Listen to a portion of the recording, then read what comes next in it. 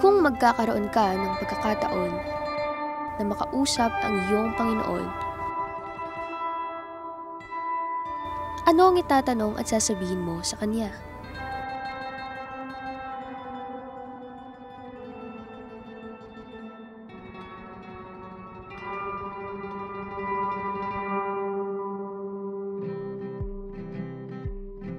Bukod sa ligligang parol, mga pista at masasarap na delikasiya, ay mayroon pang natatagong yaman ang Pampanga.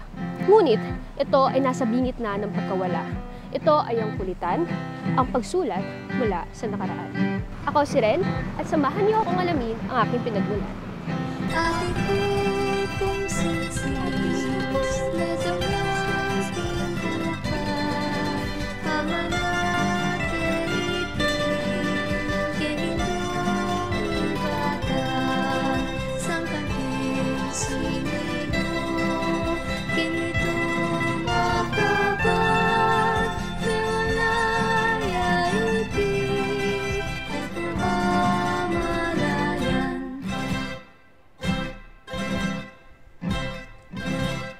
Ang probinsya ng Pampanga ay kilala sa iba't ibang dahilan. Maliban sa pagkain, pista, at mga atraksyon, kilala rin ang probinsya dahil sa kasaysayang bumubuo sa pagkakakilanlan nito. Narito tayo ngayon sa Holy Rosary Church na kilala rin sa tawag ng Sambang Maragul.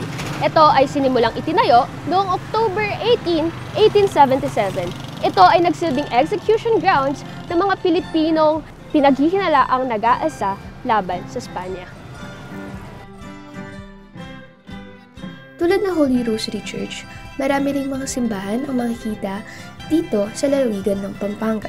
Karamihan dito ay ilang daang taon nang nakatayo. Di may pagkakaila na ang mga Kapampangan ay isa sa mga relihiyosong tao.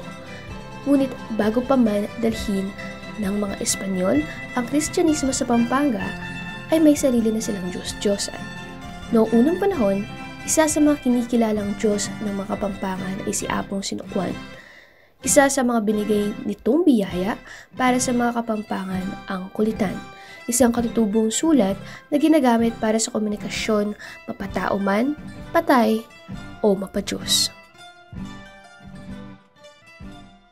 So, nano yung po yung kulitan? Ang kulitan niya, katutubong sulat na rin Kapampangan.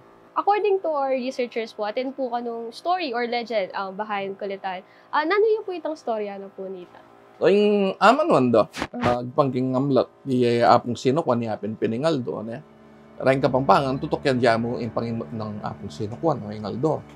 Iya pining sulat na mo, manibat ya babo, papunta lalam, huling kasi naslag ng apong sinukwan, ingaldo, manibat yung banwa, papunta kay isulit.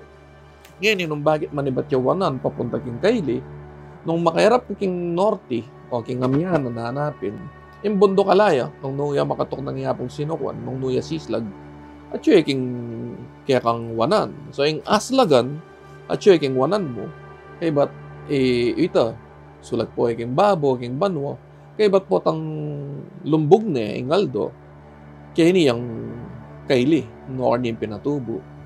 Nyapin, yung direksyon na ning sulat ng Kapampangan, manibat yung banwa, punta lalam, kaya ba't manibat yung wanan, papunta yung kaili. Bagamat ito ang gamit ng mga ninunong Kapampangan para sa komunikasyon nila noon, nagdaan ang libo-libong taon, maraming nangyari hindi lamang sa Pampanga, ngunit sa buong bansa.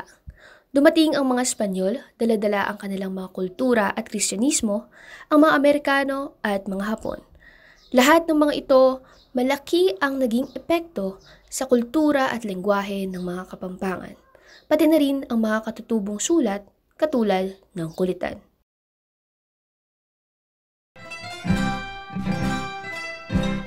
Ayan, so pure Kapampangan ka ba? Aware ka ba na may sariling writing system yung Kapampangan? Hindi. Basically, narinig ko na yun, pero di ako familiar with it. Ganun din po yung masasagot ko dun sa tanong niyo. As a half Kapampangan and Tagalog nga, di po ako aware sa meron nga typing.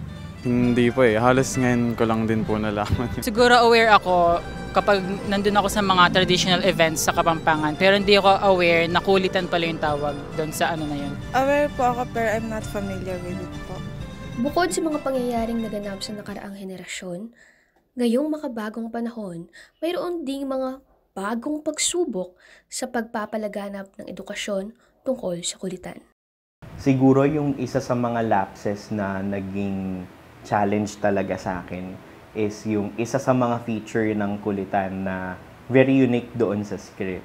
Kailangan aware ka sa mga sounds ng mga words, kailangan alam mo yung mga stresses, yung tamang mga glottal stops. Aside doon, yun na yung sa pansarili kong mga lapses.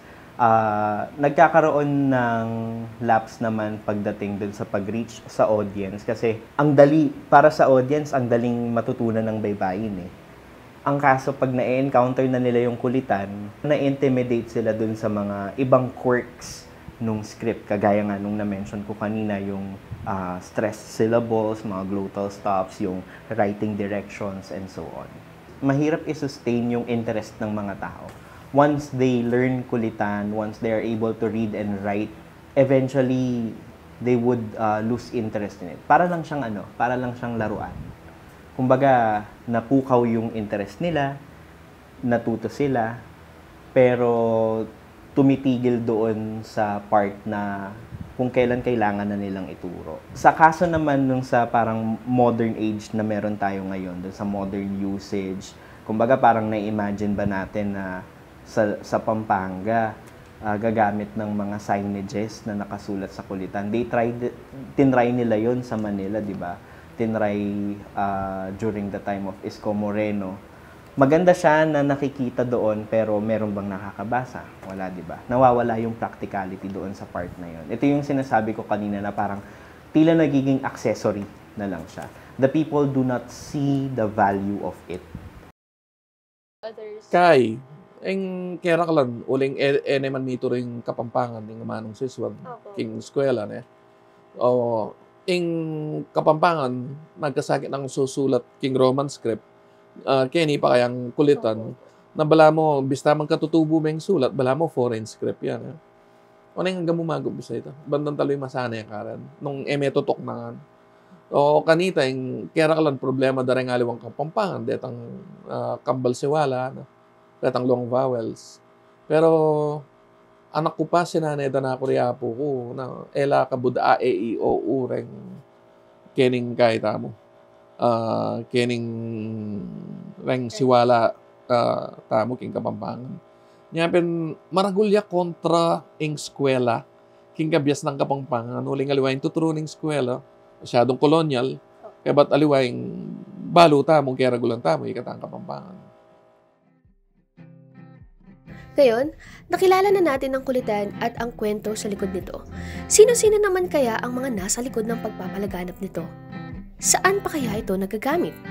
Alamin sa susunod na yugto ng ating dokumentaryo. Ate ko, kung